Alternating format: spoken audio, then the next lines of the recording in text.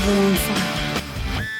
Welcome back. City Ravi ಅವರನ್ನ ಕೋರ್ಟ್ಗೆ ಕರ್ಕೊಂಡು ಬರಲಾಗಿದೆ. ಕೋರ್ಟ್ನಲ್ಲಿ ಆಗುವಂತ ಮುಂದಿನ ಬೆಳವಣಿಗೆಗಳ ಬಗ್ಗೆ ಸಹಜವಾಗಿಯೇ ನಿರೀಕ್ಷೆ ದುಪ್ಪಟ್ಟಾಗ್ತಾ ಇದೆ.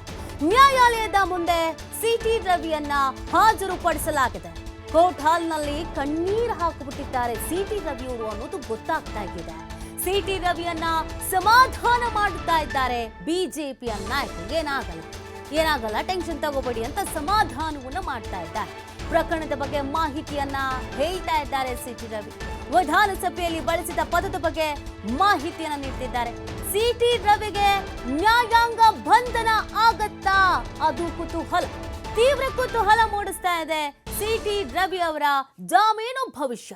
ಜಾಮೀನು ಸಿಗತ್ತಾ, ಜಾಮೀನು ಸಿಗಲ್ವಾ, ನ್ಯಾಯಾಂಗ ಬಂಧನವನ್ನ ವಿಧಿಸಲಾಗತ್ತಾ, ಏನಾಗಬಹುದು ಮುಂದಿನ ಬೆಳವಣಿಗೆ ಅನ್ನೋದು ಸಹಜವಾಗಿ ಎಲ್ಲರಿಗೂ ಇರುವಂತ ಇದೀಗ ಅತಿ ದೊಡ್ಡ ಪ್ರಶ್ನೆ.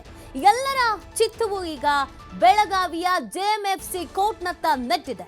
ಹೊರಗಡೆ ಬಿಜೆಪಿಯ ಕಾರ್ಯಕರ್ತರು, ಬಿಜೆಪಿಯ ನಾಯಕರು ಕಾಯ್ತಾ ಇದ್ದಾರೆ. ಇದೆಲ್ಲದರ ನಡುವೆ ಸಿಟಿ ರವಿ ಕಣ್ಣೀರು ಹಾಕ್ಬಿಟ್ಟಿದ್ದಾರಂತೆ. ನನ್ನನ್ನು ರಾತ್ರಿ ಎಲ್ಲ 3 ಜಿಲ್ಲೆಯಲ್ಲಿ ಸುತ್ತಿಸ್ಬಿಟ್ರು, ನನಗೆ ನೀರು ಕೊಟ್ಟಿಲ್ಲ, ಊಟ ಮಾಡೋಕ್ಕೂ ಬಿಟ್ಟಿಲ್ಲ, ಮಾನಸಿಕವಾಗಿ ದೈಹಿಕವಾಗಿ ನಂಗೆ ಸಮಸ್ಯೆ ಆಗಿದೆ ಅನ್ನೋದನ್ನ ಸಿಟಿ ರವಿ ಅವರು ಹೇಳ್ಕೊಂಡಿದ್ದಾರೆ. ನ್ಯಾಯಾಧೀಶರು ಹೋಗ್ತಿದ್ದಾಗೆ ಕೇಳ್ತಾರೆ, ಇದು ನಾರ್ಮಲ್ ಆಗಿ ನಡೆಯುವಂತ ಪ್ರಕ್ರಿಯೆ. ನಿಮ್ಮ ಹೆಸರು, ನಿಮ್ಮನ್ನ ಅರೆಸ್ಟ್ ಮಾಡಿದ್ದಾರೆ ಅನ್ನೋದು ನಿಮ್ಮ ಮನೆಯವರಿಗೆ ಗೊತ್ತಿದೆಯಾ, ನಿಮ್ಮ ಆರೋಗ್ಯ ಹೇಗಿದೆ ಅಂತ.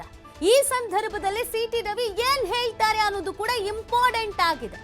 ಸಿಟಿ ರವಿ ಅವರು ಈಗ ಮಾಧ್ಯಮಗಳ ಮುಂದೆ ಮಾತನಾಡ್ತಾ, ಅವರ ರಾಜ್ಯಾಧ್ಯಕ್ಷ BY ವಿಜಯೇಂದ್ರ ಮುಂದೆ ಮಾತನಾಡ್ತಾ, ನಂಗೆ ಬಹಳ ಸಮಸ್ಯೆ ಆಯ್ತು ಅನ್ನೋದನ್ನ ಹೇಳ್ಕೊಳ್ತಾ ಇದ್ರು. ರಾತ್ರಿ ಎಲ್ಲ ನಿದ್ರೆನೇ ಮಾಡಿಲ್ಲ ಅನ್ನೋದನ್ನ ಹೇಳ್ಕೊಳ್ತಾ ಇದ್ರು.